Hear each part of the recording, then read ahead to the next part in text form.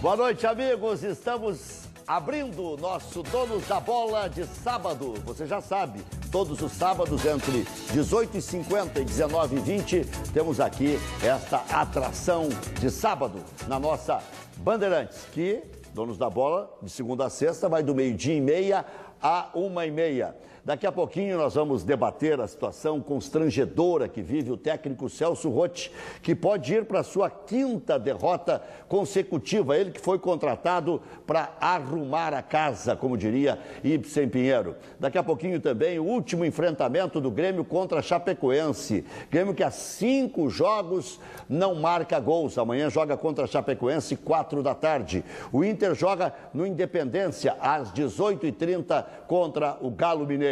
Nós estamos também falando simultaneamente na Rádio Bandeirantes AM 640, FM 94,9. Também teremos dentro do Donos da Bola de sábado a Dona da Bola.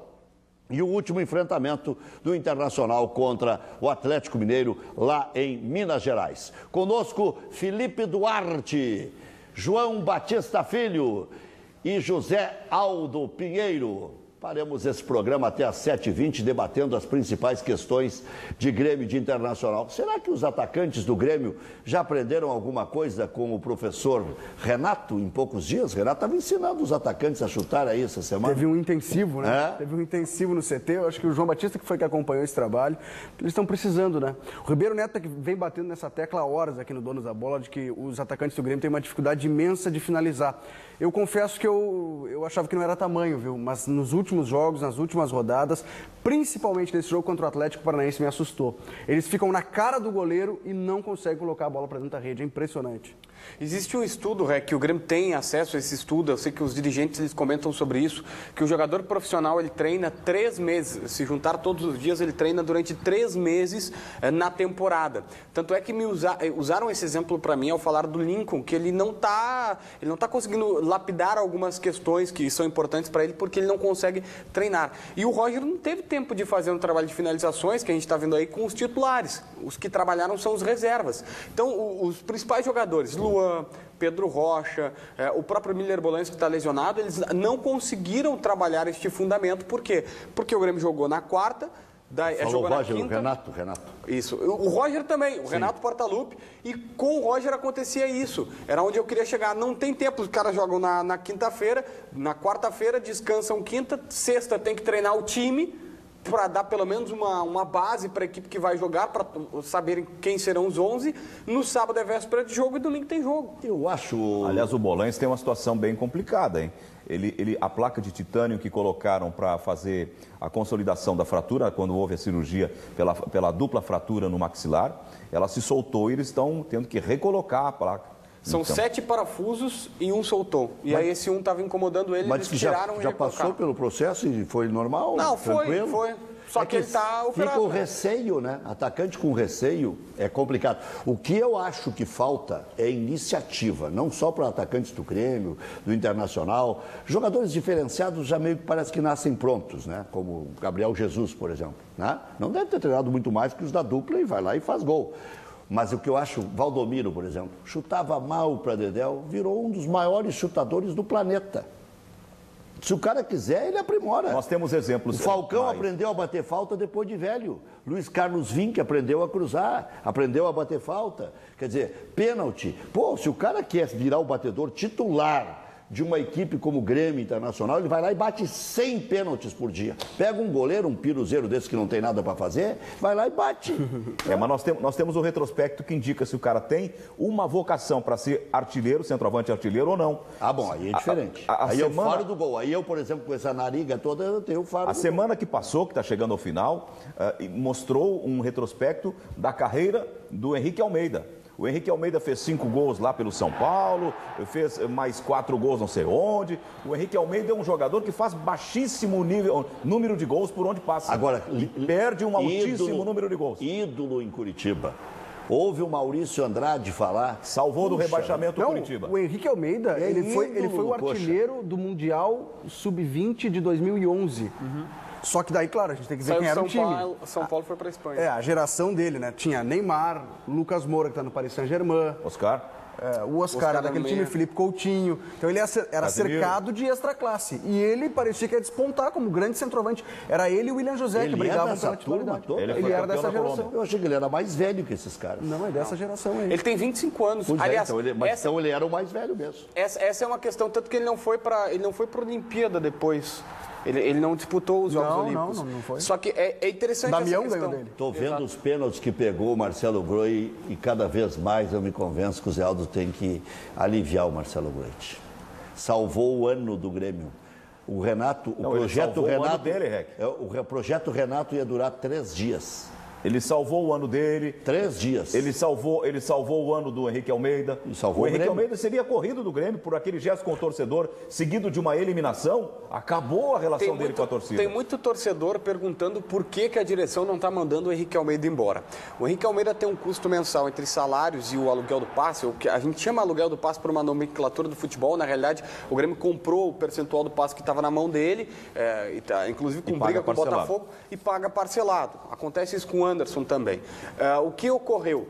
É um jogador que já fecharam-se as inscrições no Brasileirão, ele já jogou mais do que 7 partidas e não tem como transferir ele mais. Então até dezembro tem que ficar. Mas é isso aí. É a frase que eu tenho. Tem que ficar. O Grêmio tem que engolir o Brian Rodrigues. Tem contrato, vai fazer o quê? E não cabe justa causa pelo que ele fez, Zé? Não, isso aí cabe uma advertência. É a primeira. Se ele fizer toda hora, isso é justa causa. É muito fácil. Isso aí é o estresse, é o nervosismo, é um ato impensado. Agora, não chega a ser Não teve justa causa, por exemplo, com o Fabrício, porque tu acaba depreciando um patrimônio teu. E um detalhe, Rec, tanto é grave essa situação que o Inter mandou embora o Forlan, não pagou o Forlan, no caso vendeu, tem toda uma divergência na hora do pagamento. O Inter, 4.700.000 reais vai ter que pagar, foi condenado em primeira instância essa semana. Recorreu, o Forlan também vai recorrer, a ação estava em 12 milhões de reais, aí está em 4.700, saiu a sentença nessa semana, os dois vão recorrer, mas não vai sair muito disso. Tem que pagar, não adianta, não pode mandar embora. O João falou sobre a questão do Henrique Almeida, não sabe por que o Grêmio não manda embora. Para caracterizar a justa causa é muito difícil. Eu não sei por quê. O Inter perdeu para o Júnior Baiano também. Eu ia lembrar esse caso. É que o mesmo presidente Pífero que se queixa, o mesmo presidente, sei lá, se os outros dirigentes fizeram parte do Júnior Baiano. Eu não sei por que Renato se abraça em Henrique Almeida. Eu não sei por que a direção que está aí, o Dr. Praz está aí há tempo, o presidente Romildo Bolzan está aí, aquela comissão técnica que ficou da parte que trabalhava com o Roger está aí, poderia conversar com o Renato. Olha, esse jogador... Mas abraça em quem? Abraçou o Henrique Almeida. Mas abraça em quem, então? Ontem, no trabalho, ele indicou que Henrique Almeida continuará de titular. Mas, Eldo, essa hora que se colocar o Batista, pode queimar o Batista. O Henrique Almeida é o que tem. O Renato gosta de jogar com centroavante. Enquanto a gente vai falando, vamos ver o último enfrentamento de Grêmio e Chapecoense. A última vitória do Grêmio, me lembra o Paulo Pires aqui. Grêmio e Chapecoense, já estamos vendo imagens. 21 de setembro de 2014, Grêmio 1, Chapecoense 0, gol do Dudu. Filipão treinava o Grêmio, Jorginho treinava a Chapecoense. Até porque no ano passado a Chapecoense ganhou do Grêmio. 3-2. Essa tese não é minha. Do Túlio, não sei das É do César Cidade Dias. Túlio de Melo.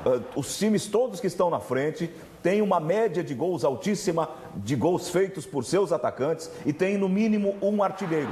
Mas artilheiro. A gente pega aqui o Grêmio, que nós estamos vendo as imagens do Grêmio na última vitória sobre a Chapecoense. A média dos atacantes artilheiros do Grêmio é pífia, é baixíssima. Pega a do Inter, idem. Então, nós estamos vivendo uma situação em que nós não nos damos conta que elementos essenciais estão faltando às nossas equipes e que fazem com que se possa compreender um pouco mais por que da posição tão ruim nesta temporada. O Grêmio não tem um artilheiro, o Inter não tem um artilheiro, e já que estamos falando de Grêmio, o Grêmio, mais que não ter um artilheiro, tem um anti-artilheiro. É o cara que chega toda hora na cara do goleiro e que joga em cima do goleiro, depois o time toma gol e não busca o resultado. Ou vira um pandemônio, como no último Daqui a jogo. pouco nós vamos analisar a Copa do Brasil, vamos recuperar, para quem não pôde assistir durante a semana, os enfrentamentos, projetar as possíveis datas, né? As do meio de semana que vem já sabemos, mas o jogo de volta ainda está por se confirmar. Me ocorreu uma lembrança, Rec.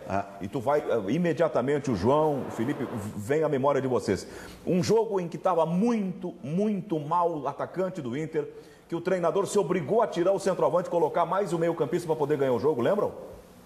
Não lembro. No Beira-Rio, contra o Atlético Mineiro, o centroavante era Jô, caindo em cima da bola, numa tarde de domingo. Colocou mais um meio-campista e o Inter ganhou o jogo. Tem momentos em que o centroavante sendo tão ruim ou estando tão mal, é melhor jogar sem um centroavante ruim ou mal, que ele vai matar a tua jogada de ataque, do que colocar um jogador que saiba fazer gol. Olha aqui, o Zé falou da situação do César Cidade. Eu lembro que eu apresentei no Donos da Bola essa pesquisa que eu fiz. No ano passado, o Luan foi o artilheiro do Grêmio no Campeonato Brasileiro. Eu até peguei uma colinha aqui porque ele foi artilheiro com 10 gols. O Ricardo Oliveira fez 20 e o Wagner Love, do campeão brasileiro Corinthians, 14. Em 2014, o Moreno e o Ricardo Goulart fizeram juntos 30 gols, 15 cada um. Ou seja, para ganhar o título, tu tem que ter uma figura que faça acima de 14, 15 gols por temporada. Eu fiz um exemplo básico aqui, mas eu fui pesquisar porque tu precisa de um artilheiro, falando em números o que o Zé está dizendo. Muito bem, e acho que aí fechamos, né? Com o artilheiro, o Fred, por exemplo, salvou um campeonato inteiro do Fluminense. Está levando para a final que estava afundando, tirou da segunda divisão. Vamos ver os enfrentamentos da Copa do Brasil, que apontam 3 gaúchos classificados e entre 8, os 8 já venceram a competição.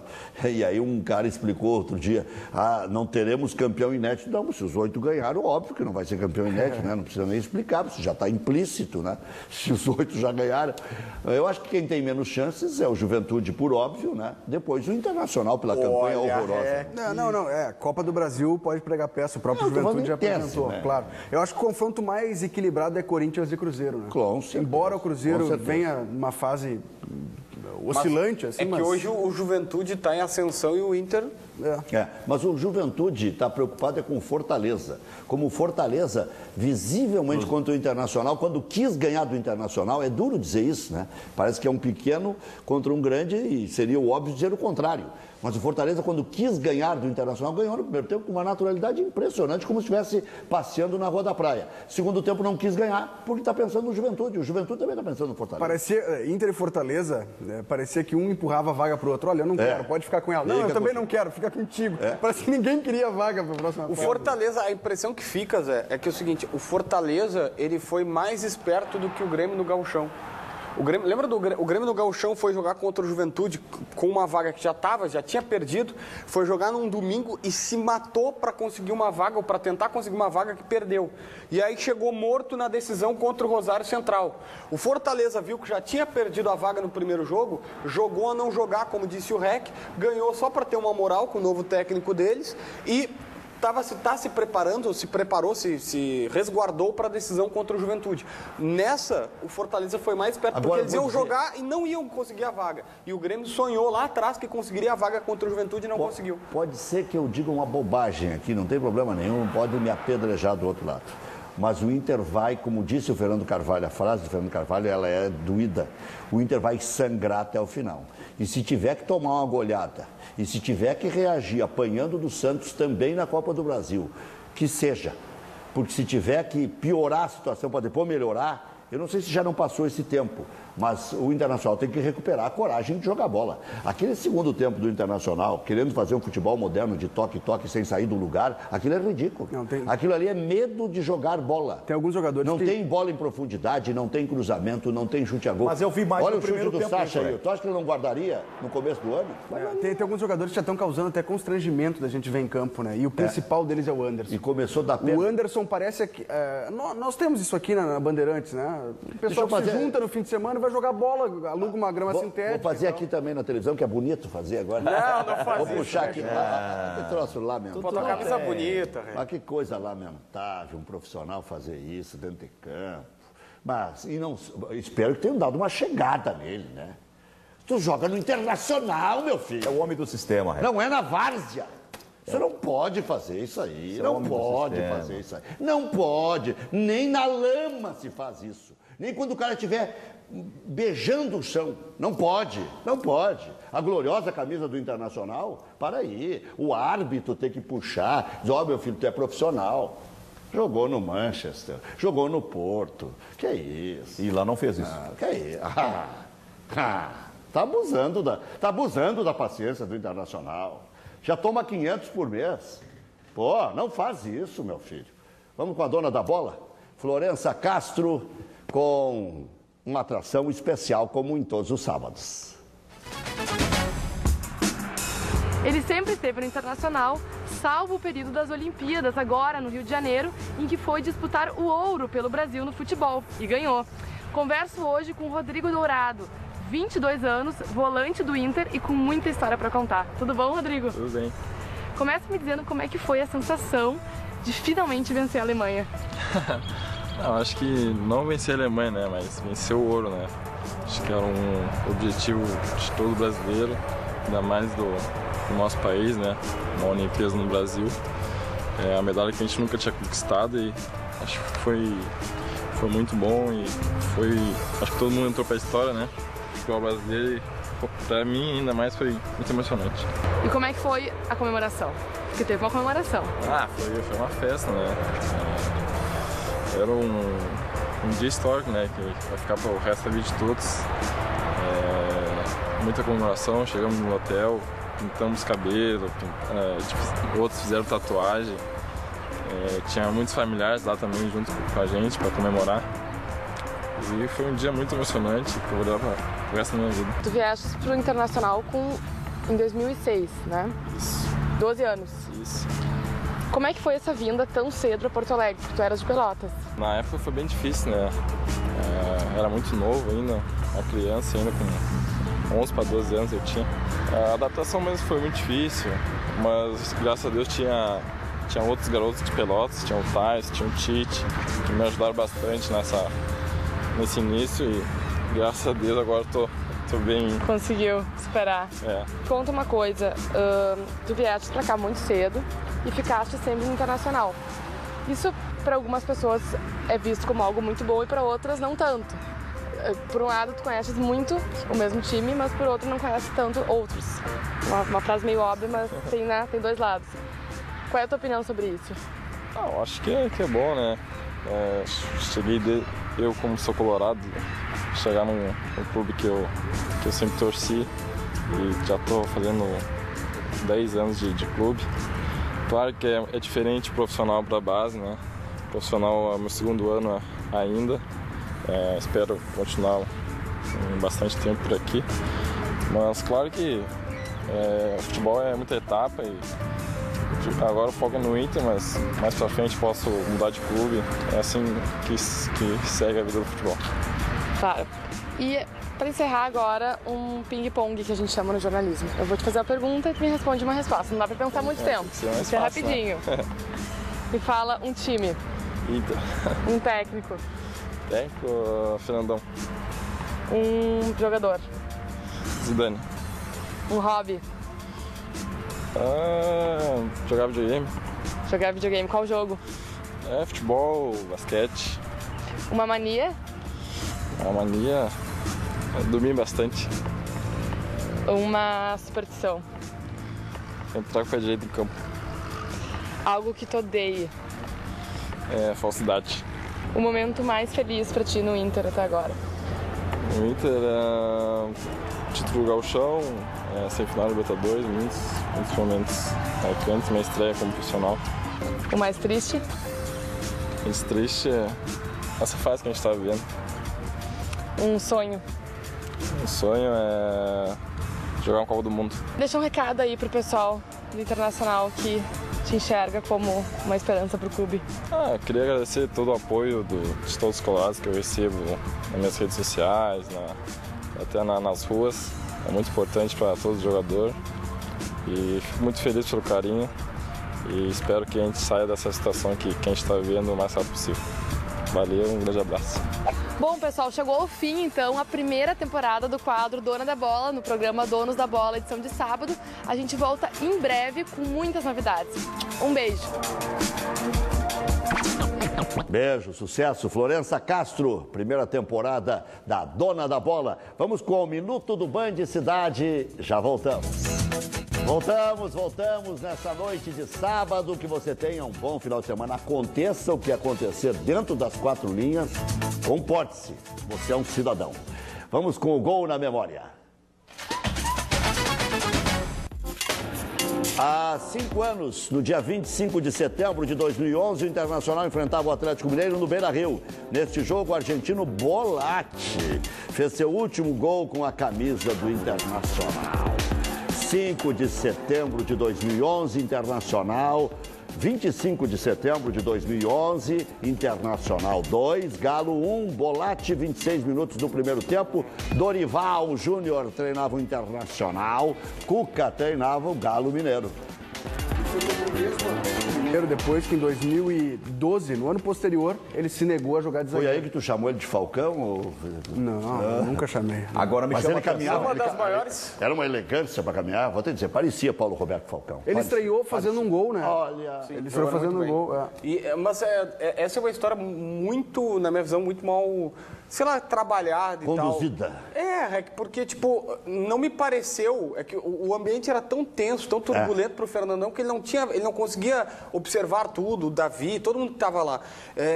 Cara, pediram para ele jogar, não é que ele disse assim, ó, se ferrem vocês, eu não vou jogar. Ele disse, olha, eu não sei jogar de zagueiro, eu vou jogar mal. Mas o Ceará agora disse que não pode quebrar o galho na esquerda, o Inter tá pior do que na época. Tudo bem, o Inter tá entendendo. O Inter entendeu. Poxa, o cara talvez Mas um erro de eu comunicação. concordo contigo. Se me pedirem para narrar um jogo, o Zé é brilhante narrador, eu sou fã do Zé. Eu não sei narrar jogo, eu sei reportar, eu não sei fazer narração. Sabe que aí faltou um Bruno pouco... Ravazoli já diria, deixa comigo que eu vou sair narrando.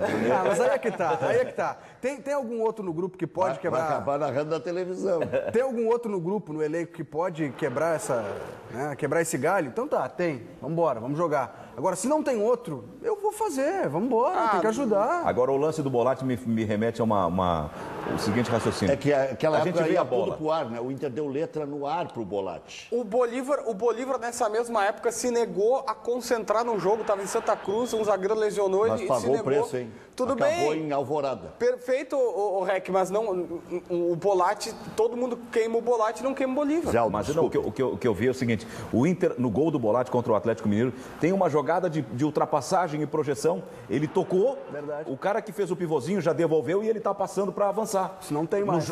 Vou dizer. Zaldo, eu recebi uma mensagem, eu não vou esquecer o nome dele, porque ele me manda a seguinte mensagem. Antônio Carlos Brigoni. É um senhor de 74 anos e Abraço, sempre se comunicou comigo e tal. E diz, olha, eu nunca vi um time jogar tão pouco. Não tem nada. O Internacional não tem nada. Os jogadores o Guarani de Bagé estão jogando mais que o Inter. Os jogadores do Inter parece que têm medo de se expor. Nada. Então, quanto mais eu tenho a bola, mais eu me exponho ao erro. E aí eu não quero ter a bola. Não se Eles comprometem têm para horror à bola.